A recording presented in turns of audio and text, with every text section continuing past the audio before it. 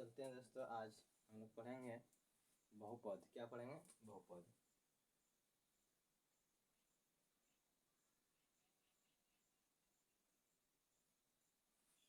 बहुपद बहुपद को जानने से पहले हम लोग जान लेते हैं चर और अचर। क्या जान लेते हैं? चर और अचर। चर क्या होता है?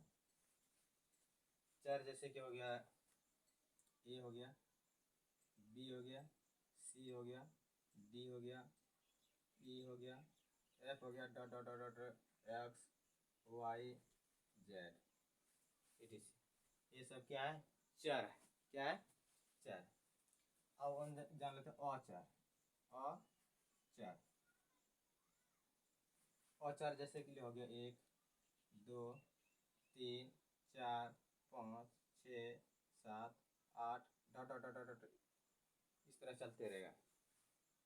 तो ये क्या है? चर हो गया। ये क्या हो गया? अचर हो गया। चर का कोई निश्चित मान नहीं होता है। चर का मान कुछ भी आ सकता है। और अचर ये तो संख्या है ही। तो चर और अचर के बीच यदि गणितीय संक्रियाएं करा दिया जाए तो इससे बीजीय व्यंजक का निर्माण होता है। क्या निर्माण होता है? बीजीय व्यंजक। और बीजीय व्यंजक को यदि हम प्लस एक व्यंजक को दूसरे व्यंजक से प्लस कर देंगे या माइनस कर देंगे तो क्या बन जाएगा? मेरा बहुपद बन जाएगा। क्या बन जाएगा? बहुपद है। तो बहुपद का भी कुछ कंडीशन होता है। जैसे के लिए हम लोग कर सकते हैं बहुपद, जैसे कि x plus 1 x square plus 2 y square plus z 3x plus p, या 2x square plus x plus 1, या 3x Y square 5x Z. तो ये सब क्या है? बहुपद। क्या है? बहुपद। तो बहुपद कब होता है और कब नहीं होता है तो देख लेते हैं। तो पहले चर होना चाहिए, और चर का क्या होना चाहिए? घात। क्या होना चाहिए? घात। आघात क्या होना चाहिए? पूर्ण संख्या। पूर्ण संख्या। नहीं, चर है और चर के ऊपर यदि घात है और घात वो कैसा होना चाहिए? पूर्ण में होना चाहिए। क्या होना चाहिए? पूर्ण संख्या होना चाहिए। जैसे के लिए कि हम यहाँ लेंगे x प्लस 1। क्या लेंगे? x plus 1। तो इसमें कांस्टेंट राशि मेरा x है। x का यहाँ कुछ घात नहीं दिख रहा है। इसका मतलब क्या है? घात यहाँ कितना है? 1 है। कितना है? 1। तो 1 क्या है? ये पूर्ण संख्या। क्या है? पूर्ण संख्या। मान लेते हैं वाई स्क्वायर ले लेंगे प्लस 2 ले लेंगे। तो y क्या है? y तो 4 है। क्या है? 4 है। और इस पर पावर कितना है? 2 है, यानी घात कितना है? 2। तो 2 क्या है? ये पूर्ण संख्या है। क्या है? पूर्ण संख्या। तो ये मेरा क्या कहलाएगा? बहुपद कहलाएगा। क्या कहलाएगा? बहुपद। ठीक है। इसी तरह हम यदि कुछ भी ले लेंगे, जैसे के लिए x प्लस लिख देंगे, या मतलब x नहीं, मतलब p प्लस ले लेंगे रूट अंडर 2 ले लेंगे। तो ये भी मेरा क्या हो गया? बहुपद हो। क्या हो गया? बहुपद। क्योंकि चर पर ये जो पावर है इन 1 है। कितना है? 1 है, यानी जो कि पूर्ण संख्या। क्या है? पूर्ण संख्या है। ठीक है। इसलिए क्या कहलाएगा? बहुपद कहलाएगा। क्या कहलाएगा? बहुपद। इसी तरह हम ले सकते हैं कि इसी तरह यदि हम दूसरा लेंगे, यदि लिख लेंगे रूट p अब प्लस 2 लिख देंगे, ये बहुपद है? नहीं है, ये बहुपद नहीं है। ये सारा क्या हो गया? ये बहुपद हो गया। क्योंकि क्योंकि घात पूर्ण संख्या है। क्या है? घात पूर्ण संख्या है। और यदि हम इसका बात करें तो इसमें हम देखते हैं क्या है कि ये जो p है रूट अंडर p, तो रूट अंडर पी का मतलब है, इसका मतलब ये हो गया कि रूट पी बराबर में लिख सकते हैं कि पी पर पावर 1/2। क्या लिख सकते हैं? पी पर पावर 1/2, जो कि यह पूर्ण संख्या नहीं है, इसलिए ये मेरा बहुपद नहीं है, बहुपद नहीं है। क्योंकि क्योंकि घात पूर्ण संख्या नहीं है। क्योंकि अब ये जो मेरा है ये बहुपद नहीं है। क्यों नहीं है? क्योंकि पूर्ण संख्या, घात पूर्ण संख्या नहीं है। इसी तरह हम लिख लेंगे कि x प्लस 1/x यदि लिख लेंगे, यदि हम इसको सरल करेंगे तो सरल करने के बाद आता है x प्लस, यदि 1/, को हटाएंगे तो x पर पावर कितना -1 हो जाएगा, जो कि ये भी मेरा बहुपद नहीं है। क्योंकि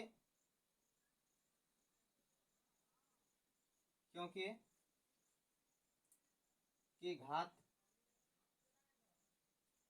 पूर्ण संख्या नहीं है। यहाँ देखते हैं कि घात पूर्ण संख्या नहीं है, इसलिए यह बहुपद मेरा नहीं है। क्या ये बहुपद नहीं है? ठीक है। तो इस तरह हम जानते हैं कि यदि किसी भी बहुपद में यदि चर का मान यदि पूर्ण रहे, तो चर का घात यदि पूर्ण रहे, तो उस बहुपद को, उस चर को क्या कहेंगे? बहुपद कहेंगे। क्या कहेंगे? बहुपद। तो इस तरह से हम बहुपद कह सकते हैं। जिसमें पूर्ण संख्या बहुपद नहीं रहे, पूर्ण संख्या मतलब उसका घात नहीं रहेगा, तो उसको बहुपद नहीं कहेंगे। ये देखिए क्या देगा कि p प्लस 4, इसमें पावर यदि 1/2 लगा देंगे तो यह बहुपद हुआ, यह बहुपद है, यह बहुपद है। क्योंकि चर p का घात पूर्ण है। क्योंकि p यह बहुपद है, क्योंकि चर p का घात पूर्ण है। क्योंकि यहाँ जो चर है ये p है, ऐसा घात क्या है? पूर्ण है, पूर्ण संख्या 1 है, इसलिए यह जो है बहुपद है। इस तरह से बहुपद को विभिन्न तरह से विभाजित किया गया है। चलो देखते हैं।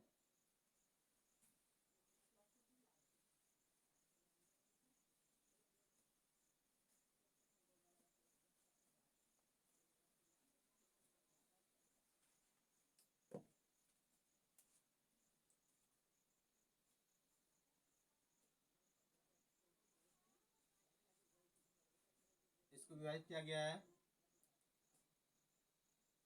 पद के आधार पर। दूसरा है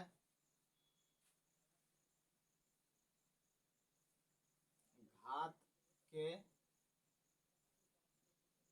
आधार पर, और तीसरा है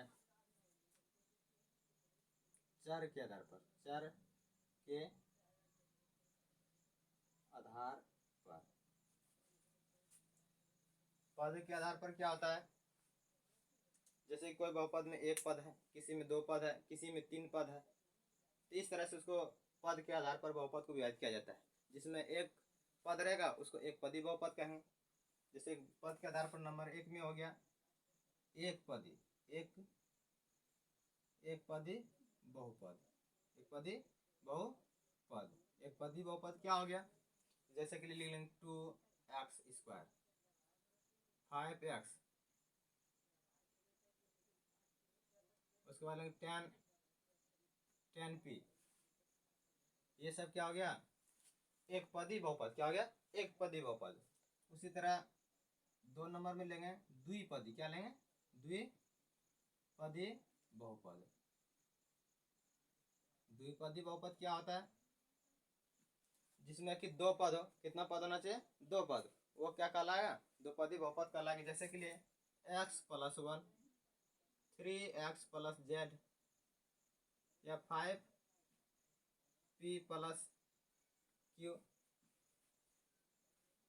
2x² + 3, ये सब क्या कहलाएगा? द्विपदी बहुपद, क्योंकि इसमें दो पद है, एक और एक, दो, एक और एक, दो, एक और एक, दो, लेकिन सब में कितना पद है? दो दो पद है। कितना पद है? दो पद। ये सब पद कहलाता है। ये क्या कहलाता है? पद। ये पद पद कहलाएगा, ये भी पद कहलाएगा, ये भी पद कहलाएगा, ये भी पद कहलाएगा। इस तरह देखते हैं तो इसमें क्या है? एक और एक, दो पद है। यहाँ भी देखते हैं, यहाँ से यहाँ तक में, तो एक यहाँ पद है, दूसरा पद यहाँ है। इसमें भी देखते हैं तो एक पद ये है, दूसरा पद ये है। इस तरह देखते हैं इसमें कितना पद है? दो दो पद है, इसलिए कौन सा बहुपद हो गया? द्विपदी बहुपद। इसी तरह से हम देखते हैं 3 नंबर में त्रिबहुपद, त्रिपदी, त्रिपदी बहुपद। त्रिपदी बहुपद क्या होता है? जैसे कि x² +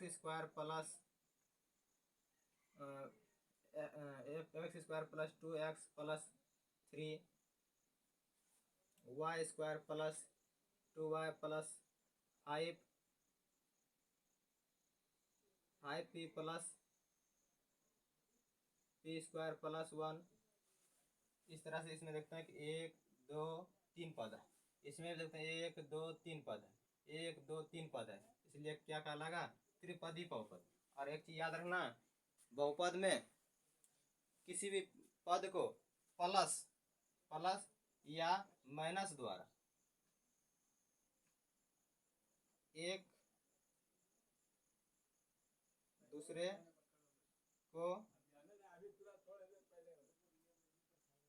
अलग किया जाता है। बहुपद को प्लस या माइनस द्वारा एक दूसरे को अलग किया जाता है। तो यहाँ भी हम देखते हैं, तो इसमें देखते हैं यहाँ प्लस है, तो इसमें इस पद को अलग कर दिया है। यहाँ प्लस है, इसको और इसको अलग कर दिया है। या कहीं माइनस भी ले सकते हैं, जैसे हम इसके आधार पर लिख सकते हैं कि 3 मतलब 5x - 2x2 प्लस, या इसको स्क्वायर लगा देंगे, इसमें x लगा देंगे, +1। ये भी हो गया। क्या हो गया? इस पद को माइनस अलग कर रहा है, इस दोनों पद को कौन अलग कर रहा है? p अलग कर रहा है, प्लस अलग कर रहा है। इस तरह से हम कह सकते हैं प्लस या माइनस द्वारा एक दूसरे को अलग कर दिया जाता है। प्लस या माइनस द्वारा एक पद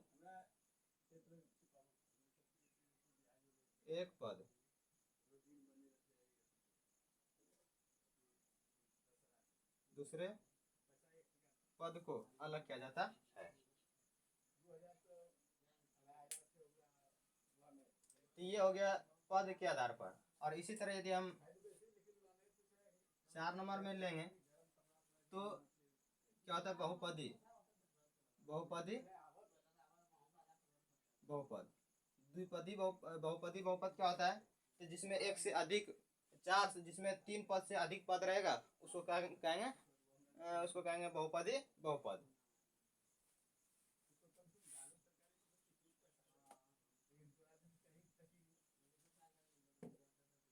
बहुपदी बहुपद जिस बहुपद में 3 से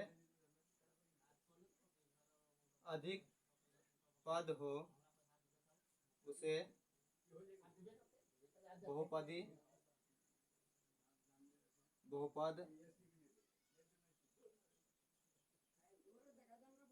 बहुपदी बहुपद कहते हैं। बहुपदी बहुपद किसको कहते हैं? जिस पद में 3 से अधिक पद हो उसे बहुपदी बहुपद कहते हैं। जैसे कि लिए हो जाएगा कि 2x⁴ + 3x³ + 2x + 5, या 4p⁴ + 3x प्लस p लगा देते हैं, p² + 2p - 2। इस तरह से 1 2 3 4 1 2 3 4 पद दिख रहा है, यानी कि 3 पद से ज्यादा पद इसमें है, इसलिए कौन सा पद हो गया? बहुपदी बहुपद। एक और पद होता है शून्य बहुपद। क्या होता है? शून्य बहुपद। शून्य बहुपद उसको कहते हैं जिसमें घात शून्य हो। क्या होना चाहिए? घात शून्य हो। उसको क्या कहेंगे? शून्य बहुपद कहेंगे। क्या कहेंगे? शून्य बहुपद।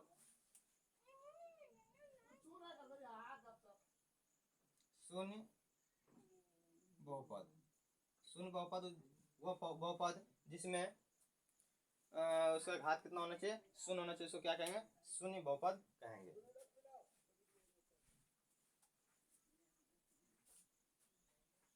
तो अब चलते हैं घात के आधार पर। किसके आधार पर? घात के आधार पर।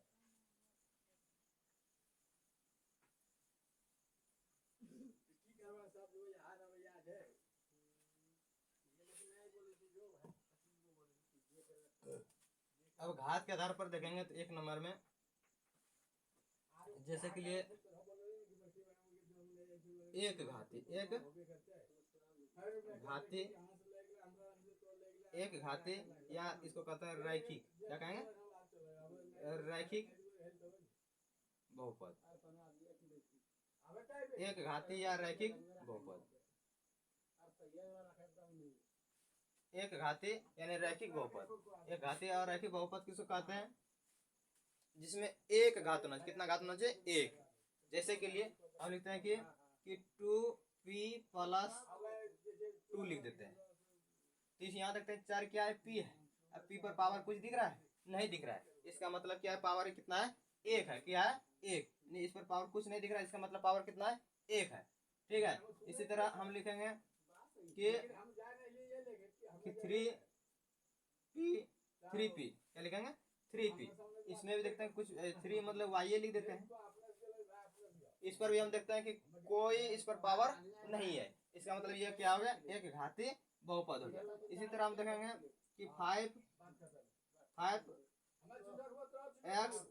माइनस 3 या 7p प्लस 2 माइनस 1, इसमें या 2p ऐसे देखते हैं। इसमें भी देखते हैं कि कोई पावर इसमें नहीं है। इसका मतलब पावर कितना है? एक है। कितना पावर है? एक है। ठीक है। अब थोड़ा सा लाइट कट गया, देखते हैं इसमें किस तरह आ रहा है। एक मिनट।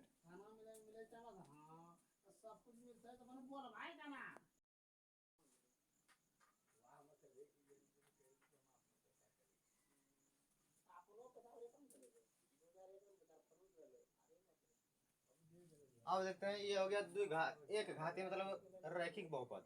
जिसमें एक घात है उसको क्या कहेंगे? रैखिक बहुपद। क्या कहेंगे?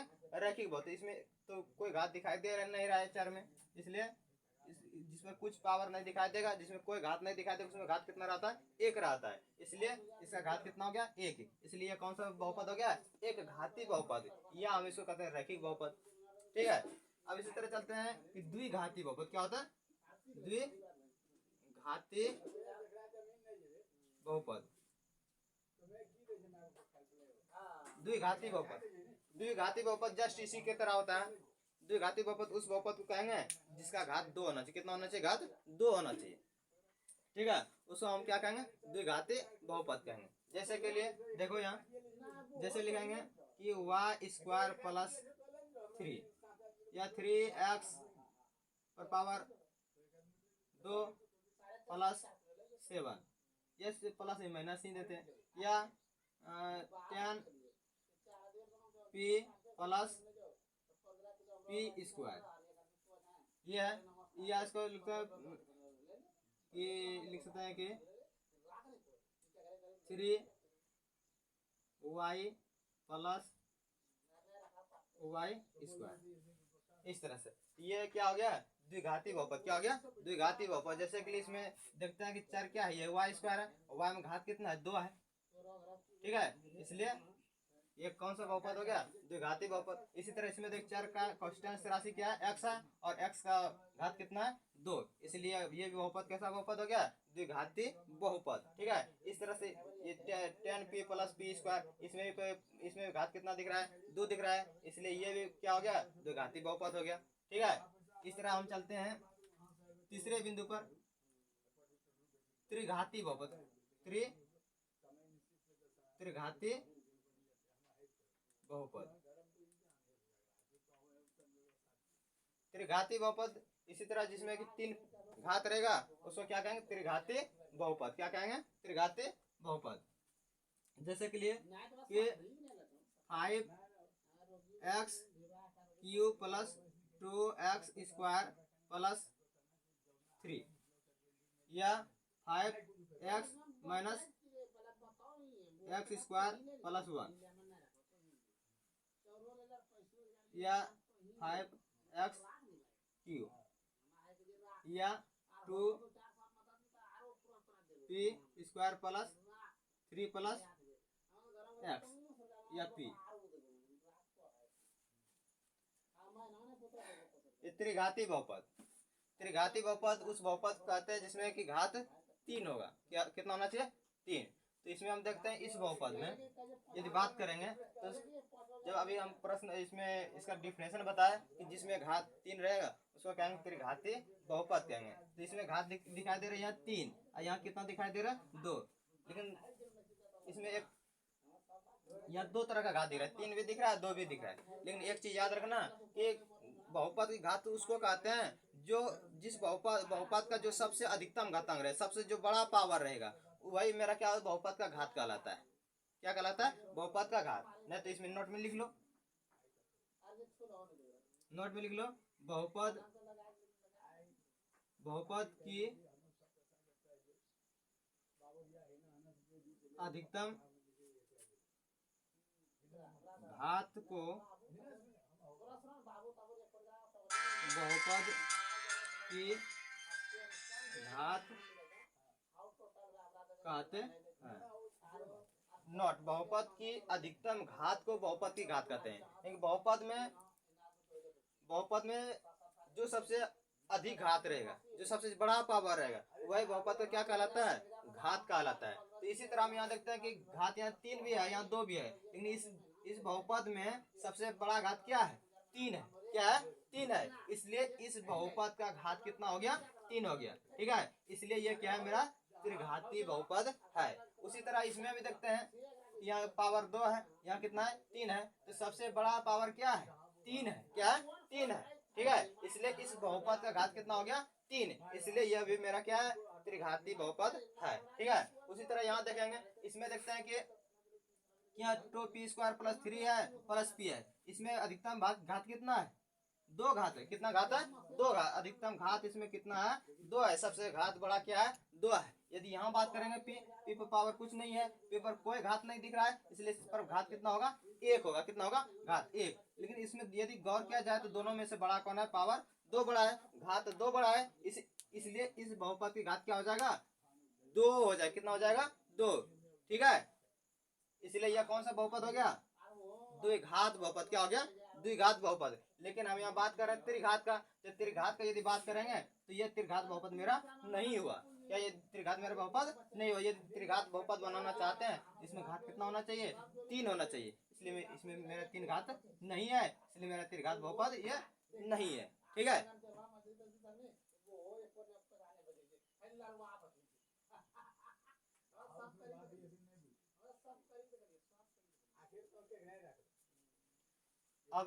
अब बताएंगे आपको चर के आधार पर। किस आधार पर बताएंगे, चर के आधार पर।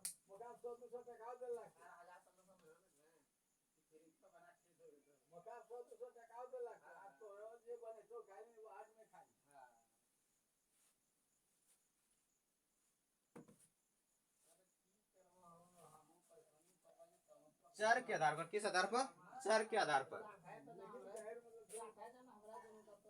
चर के आधार पर कह सकते हैं कि एक चर में बहुपद, एक चर में बहुपद। अब एक चर में बहुपद क्या होता है, ऐसा बहुपद लेंगे जिसमें सिर्फ एक ही चर हो। क्या होना चाहिए, एक चर होना चाहिए। उस बहुपद को क्या कहेंगे, एक चर वाले बहुपद कहेंगे। क्या कहेंगे, एक चर वाले बहुपद। जी हाँ दोस्तों, उसको क्या कहेंगे, एक चर वाले बहुपद। जैसे के लिए हो गया मेरा कि 2x+3। ठीक है, या ले लेंगे 5x² प्लस x। ठीक है, या 3x² प्लस 2x प्लस 1 या p² minus p p plus 1। इस तरह से यदि हम इसको देखा चर के आधार पर यदि देखेंगे तो इसमें सिर्फ